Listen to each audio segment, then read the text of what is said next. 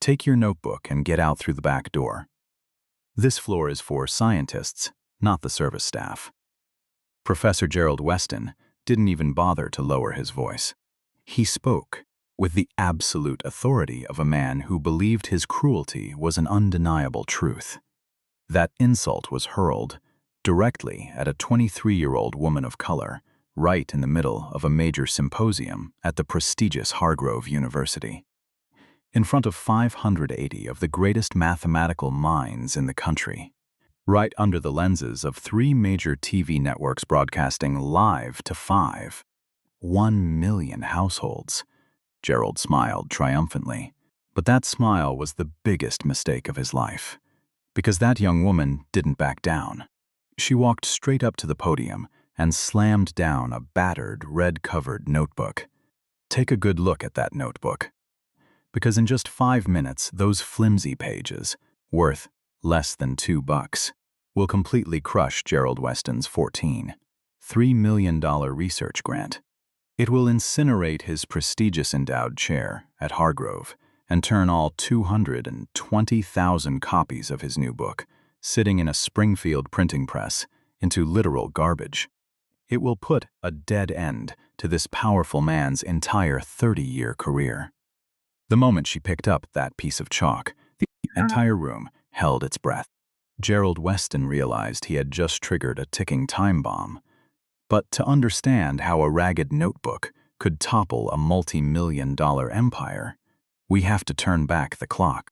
Not to today. Not even to this year.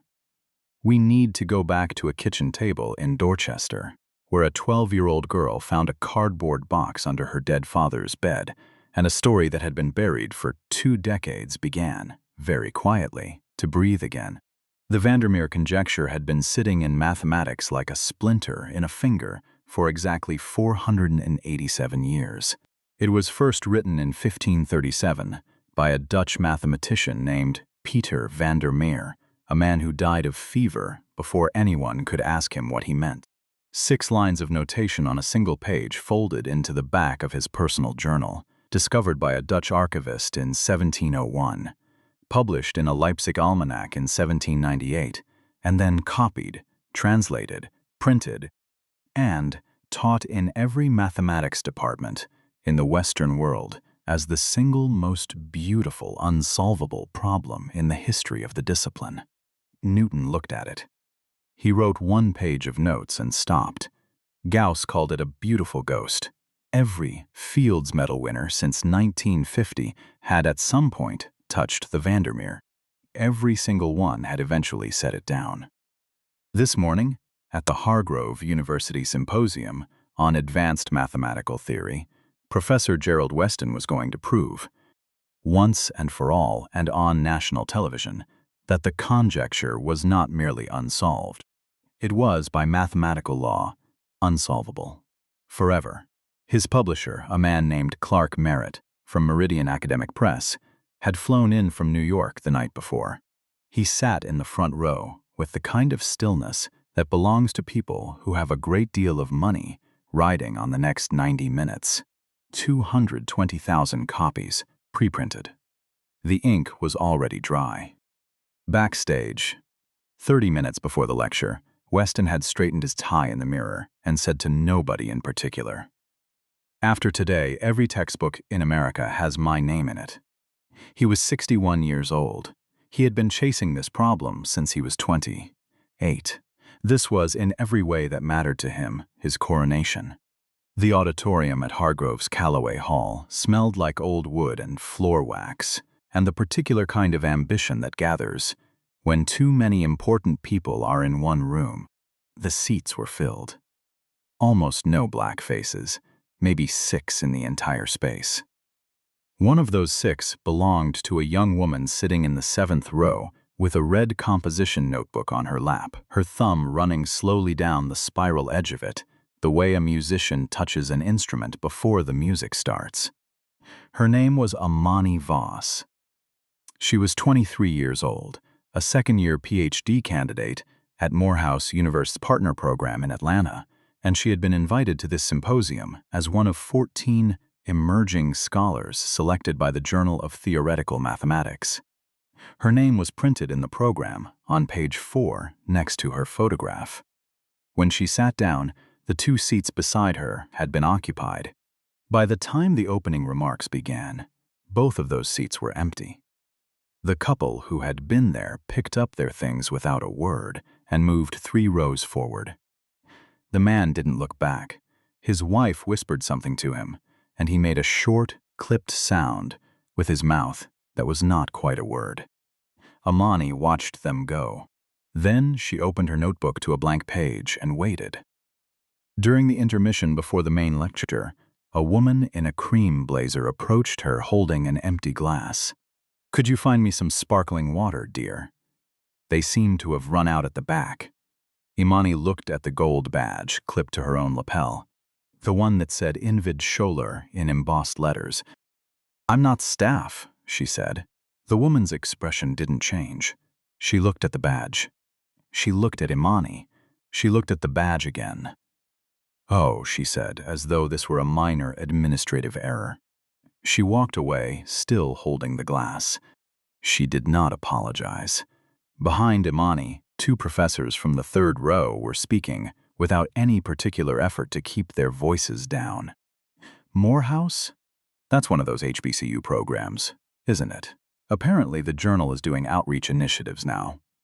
Diversity seats, you know how it goes. It's a shame, really. There's a young man from Caltech who should have had that spot. Brilliant work on spectral theory. But you can't argue with optics these days. Imani heard every word. She did not turn around. She pressed her thumb harder along the spiral edge of the notebook. On the very first page, in handwriting that belonged to a 12-year-old girl, were 4 words. "For Papa, find it." She had written them 8 years ago, the night she found the cardboard box. Imani's father, Dr. Emile Voss, had been a mathematician. He was born in Port-au-Prince, Haiti, and educated at the Université de Montréal, where he completed his doctorate in 1994 on the theory of nested algebraic structures. In 1996, he published a paper, a single, careful 18-page paper, in a small French-Canadian academic journal called Cahiers de Mathématiques Avancées. The paper proposed something no one in the field had suggested before, that the Vandermeer Conjecture might not be a single mathematical object. It might be 2 conjoined statements that had been notated ambiguously in the original Dutch manuscript, and that separating them would change the nature of the problem entirely. No American university would hire him. His Haitian-earned Canadian doctorate, they said, presented verification challenges. He drove a cab in Boston for 16 years. He died of a cardiac event on a Tuesday in February, when Imani was 12 years old, in the front seat of his taxi on Tremont Street in the South End. 3 years after he died, Imani found the box under his bed. Inside it, his diploma, his published paper, and 37 pages of handwritten notes that went nowhere and everywhere at once. The notes of a man who kept working on something in every spare hour he had, in the margins of shift logs, and on the backs of fare receipts, because he could not stop thinking about it. She read everything twice. Then she went and bought a red composition notebook. That was 8 years ago. On page 312 of that notebook, in blue ink, circled 4 times, was the answer to the Vandermeer Conjecture. She did not know yet, as she sat in the 7th row of Callaway Hall, listening to Gerald Weston walk to his chalkboard and pick up a piece of chalk like a man drawing a sword, that she was about to find out exactly how far these men would go to keep that answer in the dark. The lights dimmed. The applause built and broke like a wave. Weston nodded at the cameras and turned to the board. "For 487 years," he said, "this problem has broken every mind that touched it. Today I am going to prove that it should have. That the Vandermeer Conjecture is not a door waiting to be opened. It is a wall, and the wall goes all the way down." He wrote 6 lines of symbols. The Vandermeer Conjecture, exact and familiar, every character in its expected place. Imani, in the 7th row, watched him write. In line 2, he wrote a symbol she recognized. A small notational mark that every printed version of the Vandermeer had carried since the Leipzig almanac of 1798. A mark that looked, in modern typeset, like a standard operator junction. The kind of thing you copy from a previous text without checking the original source. The kind of thing that had been wrong for over 200 years. Imani's thumbs stopped moving on the spiral. She had found the original manuscript. Or rather, she had found a high-resolution digital scan of it, archived in the Special Collections Reading Room at Aldrich Library at Harvard, which had quietly digitized the Vandermeer estate papers in 2019 and published the access link in a footnote of a library newsletter that almost nobody read. She had found that newsletter because she was the kind of person who read footnotes. The original mark, on folio 7, verso, in Vandermeer's own hand, was not a junction operator. It was a separation mark, a 16th century Dutch notational convention for indicating two parallel but distinct expressions. By the time the Leipzig editors typeset the almanac, they had no Dutch mathematical notation expert on staff. They saw what looked like a junction. They printed a junction. Every edition since had copied the junction. Nobody had checked the original. Weston finished writing. He stepped back. He dusted chalk from his fingers with the satisfaction of a man who is already hearing applause. The most elegant failure in the history of human thought. Are there questions before I proceed to the proof of impossibility? He looked out at the room. He already knew there would be no questions. A hand went up in the 7th row. Weston's smile narrowed. He found her in the crowd, that young woman, and his expression did the thing that certain kinds of faces do when they are confronted with something they have decided in advance is not worth their time. It hardened into patience, the performative kind. Yes? Did you have a question about where the restrooms are? Soft laughter from the room. Not everyone, but enough. Imani stood up. Her voice was level. There is a notational error in line 2. The laughter died. The room went absolutely still. Not the kind of still that happens when people are bored. The kind that happens when something shifts. Weston blinked once slowly. I beg your pardon. The junction mark in line 2. In Vandermeer's original manuscript, that is not a junction mark. It's a separation notation, a 16th century Dutch convention. The Leipzig editors misread it in 1798, and every printed version since has replicated the error. No one in Callaway Hall moved. A camera operator lowered his eye to the viewfinder. A reporter in the press row stopped writing and just stared. Weston set his chalk down on the tray. Slowly. The way a man puts something down when he wants everyone to see that his hands are perfectly steady. By all means, he said. Come down, take the chalk. Show us. Dr. Patricia Okafor, one of the 3-panel verifiers seated at the table beside the stage, leaned toward her microphone. Gerald, perhaps we should hear her out before. She has the floor, Patricia. Let's give her the full benefit of the doubt she seems to believe she's entitled to. He said it with a smile that did not reach his eyes by approximately 6 inches. Imani closed her notebook. She set it on the seat. She stepped into the aisle. 580 people turned in their chairs to watch a 23-year-old PhD student from Morehouse walk toward a chalkboard that had defeated every mathematician alive. The cameras followed her down. So did Weston's eyes. And in those eyes, behind the performance of contempt, something else had appeared. Small and cold and new. He did not recognize it yet, because he had not felt it in a very long time. Fear. Imani walked to the board. She did not look at Weston. She walked to a clean section of the chalkboard, far to the right of his work, and she picked up the chalk. She rewrote line 2 from scratch. In the place where Weston had written the junction mark, she wrote the separation mark, a Small but unmistakable notational difference. Then she turned to face the room. The digital scan of Vandermeer's original 1537 manuscript is publicly available through Aldrich Library at Harvard. It was uploaded in September 2019. Folio 7, verso. The mark in the original is this. She tapped the symbol she had written. Not this. She tapped Weston's version. She paused. 227 years of every printed edition of the Vandermeer Conjecture have been working from a transcription error, including the one on this board, including the one in your book, Professor. The auditorium did not react for a full 4 seconds.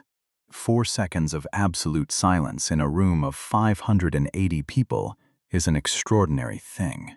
You could hear the ventilation system. You could hear someone's chair creak in the back row. Then Weston moved. That is a charming bit of archival trivia. His voice was back to smooth. He clasped his hands behind his back. But mathematics does not live in manuscript rooms. The notation, whether junction or separation, does not change the fundamental structure of the problem. The conjecture is still. It changes everything about the structure. Imani's voice did not rise. It did not need to.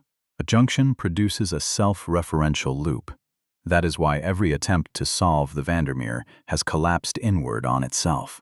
A separation produces two parallel expressions, two separate problems, which is a different situation entirely. From the panel table, Dr. James Abernathy, 66 years old, former chair of Princeton's mathematics department, a man who had not spoken in 2 hours, leaned forward into his microphone. "She's right, Gerald." Every head in the room turned to Abernathy. The junction creates a tautological obstruction. I've known for years that something felt structurally wrong about this problem. She's correct about the original notation. He looked at Imani. Can you demonstrate what the separation produces? Weston's jaw tightened visibly. James, I don't think we need to, Gerald. Abernathy's voice was quiet and absolute. Let her demonstrate. The room exhaled. And Weston, who had no procedural authority to refuse a panel verifier's request, who was standing in front of 1 million viewers and 3 cameras, who had built his entire public identity on the premise of being the most rigorous mathematician in the room, smiled his cold smile and gestured at the board as though he were giving a great gift. Of course. By all means, Miss Voss. Walk us through it. Though I should note, he paused for effect, and the effect was not lost on anyone present. If you're going to claim a 487-year-old unsolvable problem suddenly has a solution, you should probably be prepared to provide one. Live, in front of every mathematician in the country. He checked his watch. I'll be generous. 90 minutes. The room sucked in air. Weston smiled wider. He had, in his own estimation, just closed the trap. Imani looked at him for a moment. Then she looked at the red notebook sitting on her chair in the 7th row. 8 years of work, 42 rows away. One condition, Weston added, almost casually. No notes, no references. If you've truly solved this, you know it without the training wheels. He looked at the notebook. He looked back at her.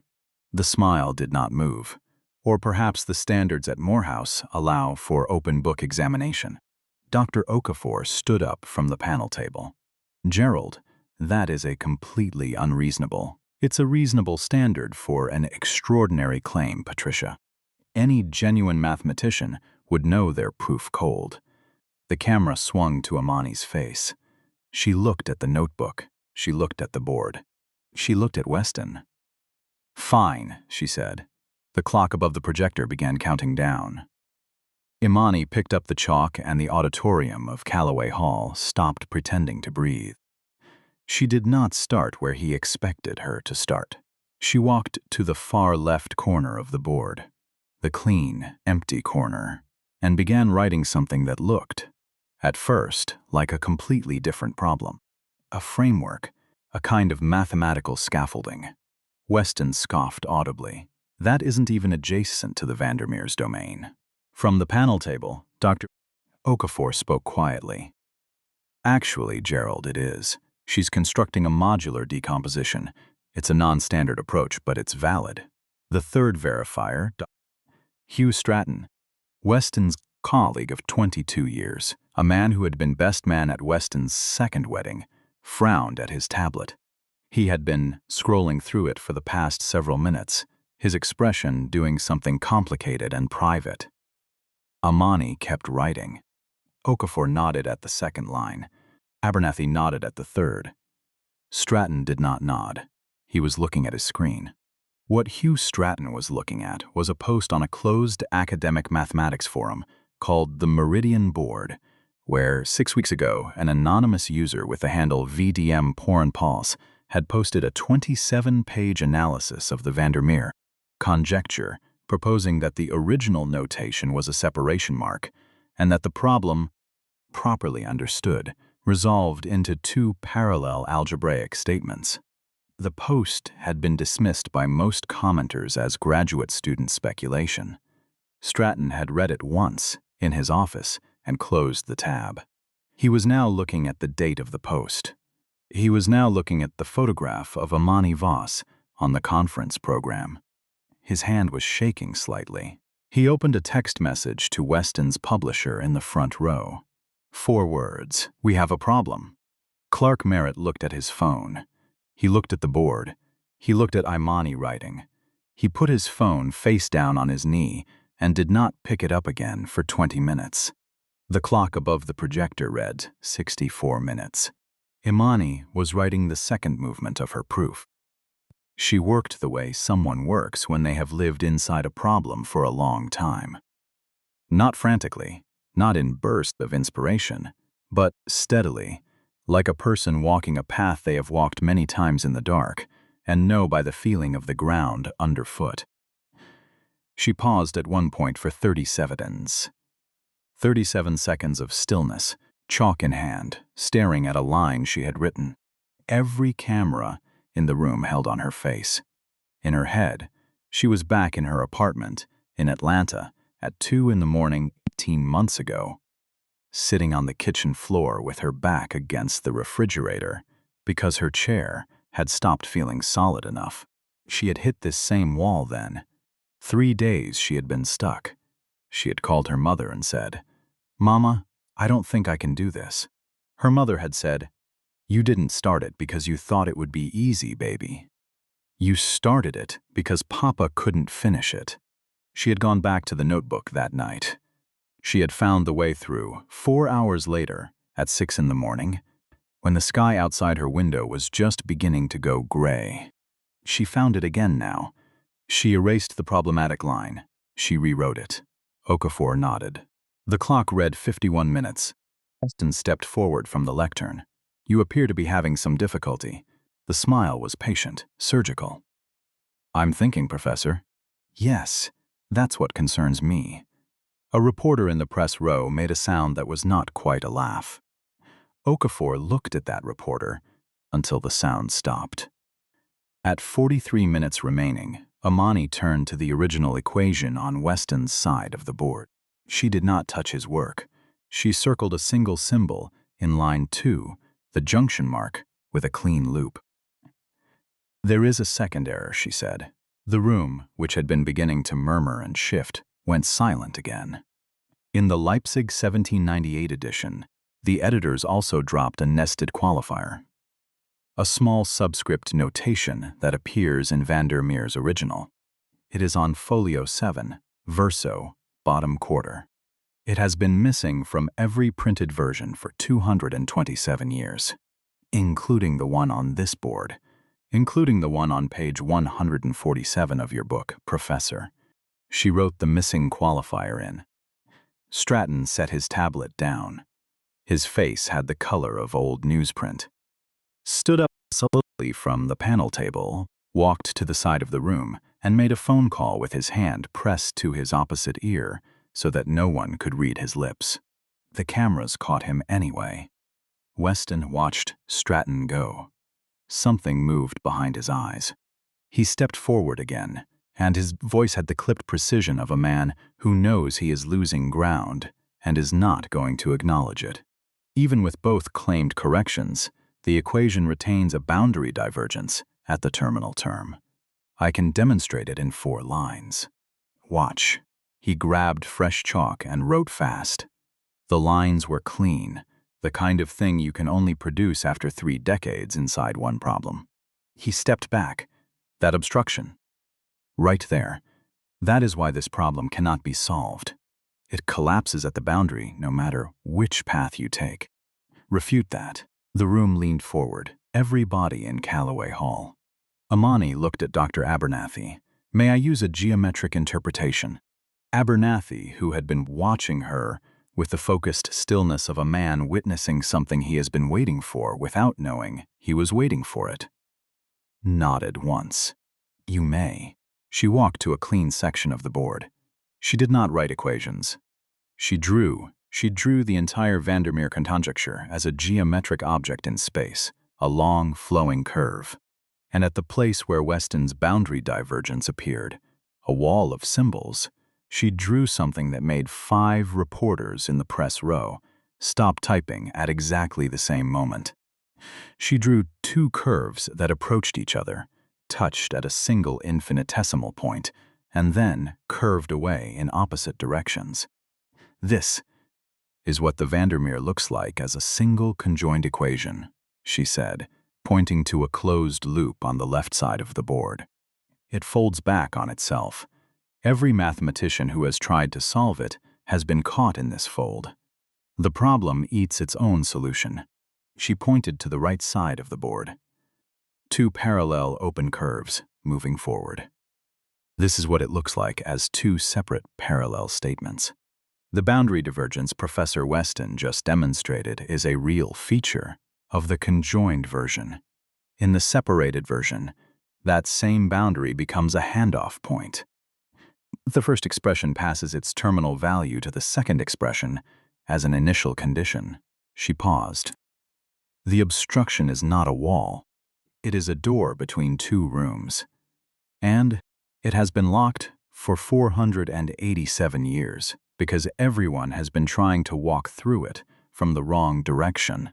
A reporter from Nature magazine, sitting in the 2nd row of the press section, put down her pen and said one word under her breath. It was not a polite word, but it was accurate. The clock read 28 minutes. Weston's collar was damp. His voice came out tighter than he intended. This is speculation. This is geometric illustration, not mathematical proof. You are drawing pictures. I'll write the proof now, Professor. I was illustrating the structure so that everyone in this room can follow what is about to happen. She turned back to the board.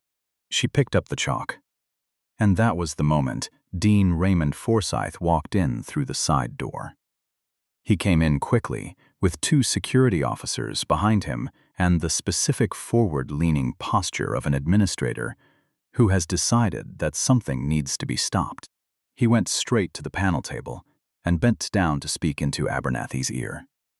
The microphone on the table picked up fragments. James, this has gone far enough. We are interrupting this event. Her department at Morehouse has not been formally notified. Abernathy did not look at Forsyth. He looked at the board. He said clearly, into his own microphone, Raymond, we are in the middle of a formally verified academic demonstration. I am the senior verifier. I will not allow an interruption. Forsyth straightened up. He looked at the cameras. He looked at the press row. He turned to Imani at the chalkboard. Ms. Voss, I think for your own sake we should pause proceedings and allow your advisors at Morehouse to... Imani set the chalk on the tray. Her hand was trembling. Just slightly. Just enough. She knew what for your own sake meant. It meant her department chair would receive a phone call. It meant a formal incident file. It meant that everything she had been building in kitchens and libraries and on kitchen floors in the dark, the 8 years and 312 pages, would be tied up in institutional process until it either disappeared or was claimed by someone who wore the right kind of name badge. It meant her father had been right about two things: the mathematics, and what America did to people who looked like them when they got too close to something important. Her shoulders dropped. Half an inch. The camera caught it. In the back of the auditorium, Weston's publisher closed his eyes briefly. Not with regret, with relief, and then Dr. Patricia Okafor stood up. She did not use the microphone. She did not need to. Her voice carried, "Raymond, I have verified 11 lines of this proof. James has verified 11 lines of this proof. This young woman is 40 seconds from a complete solution to a 487-year-old problem. If you stop her now, I will walk out of this building, and I will stand in front of every camera on that lawn, and I will tell them exactly what you just tried to do. Do you understand me? Exactly." The auditorium held its breath. Forsyth looked at the cameras. He looked at the press row. He looked at his security officers, who were looking at the cameras. He looked at his own reflection in the polished surface of the panel table. He took one step back, then another. He walked to a chair at the side of the room and sat down in it like a man who has just realized he is standing in a very exposed location. Imani did not move for a moment. Then she looked at Abernathy. Abernathy looked back at her. He gave her one nod, the kind of nod that carries a complete sentence without using a single word. That sentence was, "We are not moving. Finish it." Imani reached for the chalk. Her hand was steady. The clock above the projector read 14 minutes. She wrote one line, then another, then a third. She was not remembering now, she was arriving. The way you arrive at a place you have traveled toward for so long that the moment of arrival feels less like discovery and more like recognition. She drew a clean vertical line down the center of the board, splitting it into two equal halves. On the left, she wrote the first parallel expression. On the right, the second. Two equations where every edition of every textbook in the country had seen one.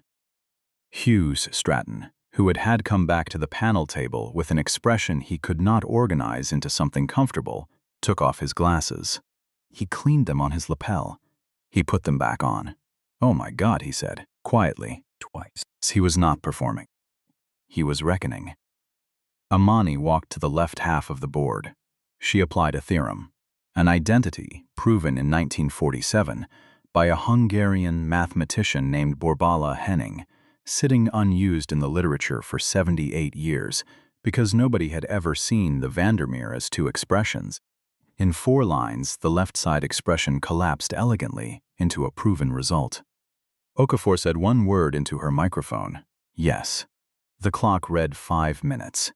Imani turned to the right half of the board. She took the terminal value of the first expression, the answer she had just unlocked, and used it as the opening condition for the second. The door between the two rooms, the one Weston had called an obstruction. She walked through it, 3 lines, clean, inevitable, the kind of mathematics that does not argue with you. She circled the final answer, a single whole number, simple, unambiguous. The kind of answer that would have looked perfectly reasonable to Peter Vandermeer in 1537. She set the chalk on the tray. She stepped back. She did not say a word. Callaway Hall held its silence for 5 full seconds. 5, you could count them. Then, from the panel table, Dr. James Abernathy rose slowly from his chair. He was 66 years old, and he moved like a man carrying something. He walked to the board. He read each line, left side first, then right side, top to bottom. Once he took his time. When he reached the circled answer, he stopped. He turned around. He turned to face the cameras. He turned to face the press row. He turned to face Gerald Weston. The proof holds. His voice was quiet.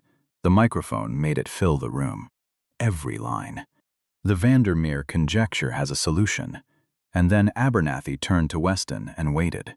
Gerald Weston stood at the lectern. He had the look of a man who has been standing in a particular spot for 30 years and has just been told the ground beneath it is not what he thought it was. His face moved through several things without settling on any of them. He opened his mouth. He closed it. He tried again. "The proof holds," he said finally, in a voice that did not belong to him in any way he would have recognized. "I was wrong." The auditorium inhaled. Not applause. Not yet. Just that collective inhale, 580 people, realizing at the same moment what they had just witnessed and needing a beat before they could make any sound about it. A black woman sitting alone in the third row stood up. She did not clap. She simply stood. The young man next to her was crying openly and making no effort to hide it. In the press row, every laptop was open. Every reporter was typing. The PBS anchor cut to a direct address. "We are watching, live, the resolution of one of the longest-standing problems in the history of mathematics. A 23-year-old PhD candidate has just..." But then Stratton did something that nobody expected. He picked up his tablet. He walked to the front of the room. He set it down on the panel table facing the cameras. "There is something else that needs to be said on the record," he said.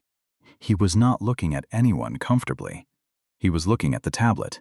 "Before we proceed.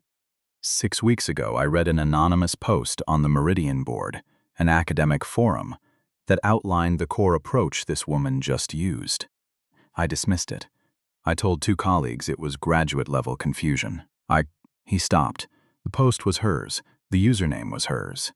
And I am on record in that forum's private thread calling it. And I am going to read this directly."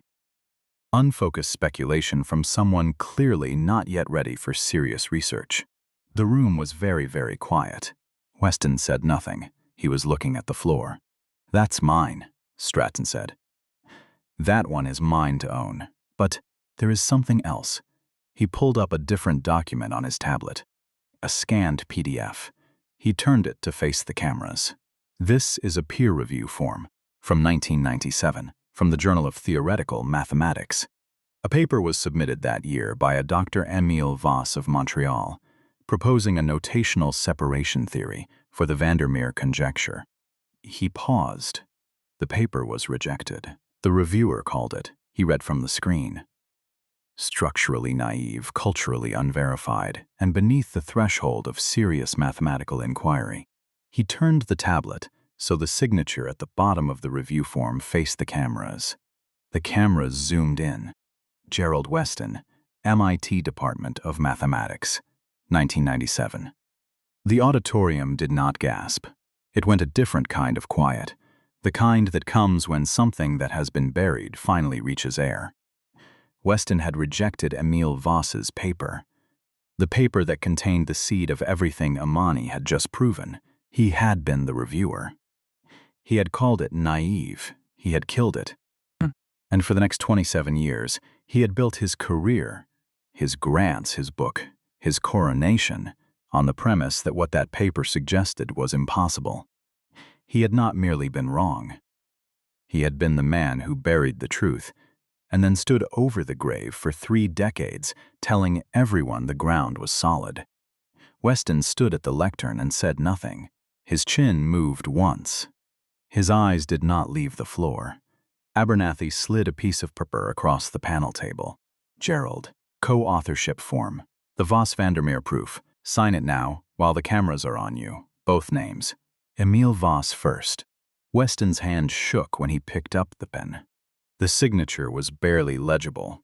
A reporter from the Boston Tribune pushed a microphone toward him. "Professor Weston, anything to say?" He opened his mouth. He closed it. He opened it. "Dr. Voss was right," he said. 27 years ago. He was right. And I told myself I was protecting standards." A pause. "I was protecting myself." He turned away. The camera held on his face for 4 seconds. He did not look up. Abernathy turned to the room. He offered Imani a research fellowship at the Institute for Advanced Study in Princeton to run concurrent with the completion of her doctorate at Morehouse. She accepted. But before she sat down beside him, she said one thing into the microphone. The press would quote it for the next 2 years. "I will finish at Morehouse, They gave me a seat when other institutions told me my kind of background presented verification challenges. That night, at 10:47 p.m., Imani sat on the edge of a hotel bed in Cambridge that her department had paid for. She called her mother, "Mama, did you watch?" Her mother was quiet for so long that Imani almost asked again. When her mother finally spoke, her voice was small and full of water. "He would have known exactly what you did today, baby. He would have known every line." Imani set the red notebook on her knee. She's opened it to the first page. Her own 12-year-old handwriting. "For Papa. Find it." She closed it gently, the way you close something that has been waiting a long time to rest. She held it against her chest. She did not cry. She had already done that once, in front of 1 million people, for a man who drove a taxi for 16 years, so his daughter could sit in the rooms he was never allowed to enter. And for every door these men had built their careers on keeping locked. The lock had not been picked. The door had not been forced.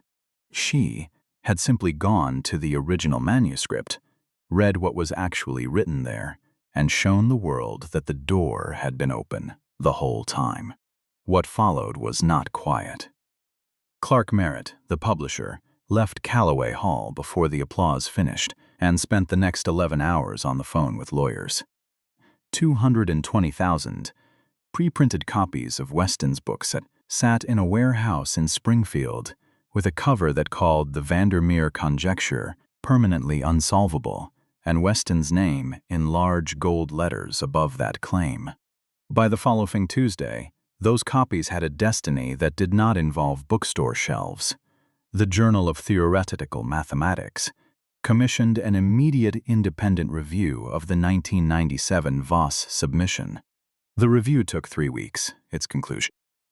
The paper had been substantively correct in its central premise and had met publication standards. The rejection had been, in the words of the review panel, editorially indefensible.